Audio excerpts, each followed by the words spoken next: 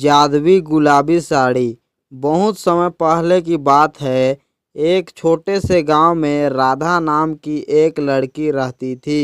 राधा की सादगी और खूबसूरती पूरे गांव में प्रसिद्ध थी। वह हमेशा अपनी माँ के साथ खेतों में काम करती और परिवार की देखभाल करती। उसकी माँ एक शानदार नजरिया और साहस की मिसाल थी। एक दिन उसकी माँ ने उसे अपने पुरानी गुलाबी साड़ी दी और कहा, यह साड़ी हमारी परिवार की धरोहर है, इसे अच्छे से रखना। राधा ने साड़ी को बहुत ही स्नेह से संभाल कर रखा। वही साड़ी उसकी माँ की थी और उससे भी पहले उसकी दादी की। लेकिन राधा को इस बात का बिल्कुल भी अंदाजा नहीं था कि यह साड़ी केवल एक साधारण साड़ी नहीं बल्कि जादुई साड़ी थी। एक रात जब राधा सो रही थी, उसे एक अजीब सपना आया।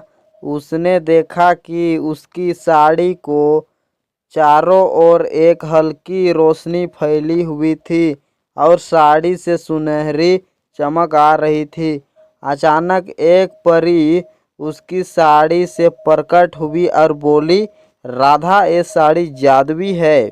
इसका प्रयोग तुम्हारे जीवन में खुशियाँ और समृद्धि लाने के लिए कर सकती हो। सुबह उठते ही राधा ने अपनी माँ से इस सपने के बारे में बताया, लेकिन उसकी माँ ने भी इसे सिर्फ एक सपना मानते हुए कहा, राधा, यह सिर्फ तुम्हारी कल्पना हो सकती है, परंतु अगर तुम्हें विश्वास है तो इस साड़ी को पहनने में कोई हर्ज नहीं है। राधा ने उस साड़ी को पहन लिया और उसके बाद जो हुआ वह वाकई में आश्चर्यचकित करने वाला था। जब वह खेत में काम करने गई तो वह हर पौधे को छूने से तुरंत फल और फूल से भर गया। उसका पूरा खेत हरा भरा और सुंदर हो गया। गांव के लोग ये चमत्कार देखकर अचंभित हो गए और राधा की खूब तारीफ करने लगे। कुछ समय बाद गांव में सूखा पड़ा, सारी फसलें बर्बाद हो गई और लोग बहुत परेशान हो गए। गांव के बुजुर्ग राधा के पास आया और उससे कहा, राधा, तुम्हारी साड़ी में जादुई ताकत है, क्या तुम हमें बचा सकोगी? राधा ने सोचा और कहा, मैं कोशिश जरूर करूंगी। राधा ने अपनी साड़ी पहनकर खेत में जाए सारी जमीन पर हाथ फेरा।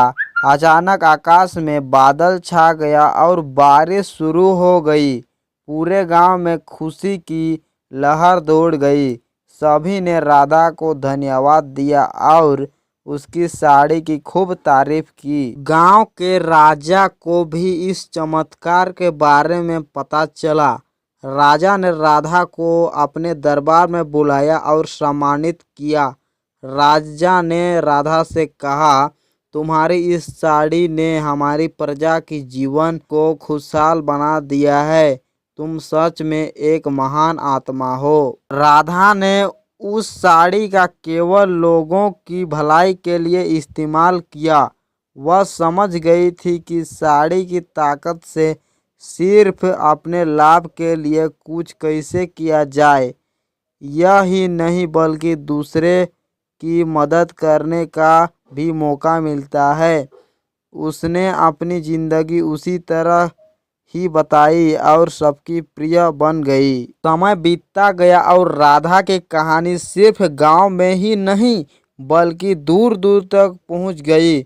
उसकी ईमानदारी और परोपकार की मिसाल ने उसे सबके दिलों में जगह दी। उसकी साड़ी की जादुई कहानी सुनकर लोग उससे प्रेरणा लेते और सीखते। राधा ने अपनी साड़ी को अपनी अगली पीढ़ी को सौंप दिया।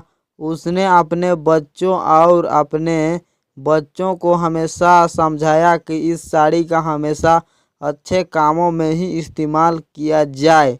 इस तरह उस जादुई गुलाबी साड़ी का बहलू आगे बढ़ता रहा और लोगों के जीवन को बदलता रहा। जादुई गुलाबी साड़ी की कहानी एक संदेश देकर समाप्त होती है कि किसी भी वस्तु या ताकत का असली मूल्य तभी है जब उसका उपयोग सबकी भलाई और सेवा में किया जाए। राधा की भलाई और परोपकार ने सभी को यही सिखाया कि सच्ची पहचान मेहनत, ईमानदार और दूसरों की भलाई में निहित है। कहानी हिंदी स्टोरी सुनना पसंद करते हैं तो हमारे channel only Hindi story official को लाइक, कमेंट, सब्सक्राइब जरूर करें। धन्यवाद।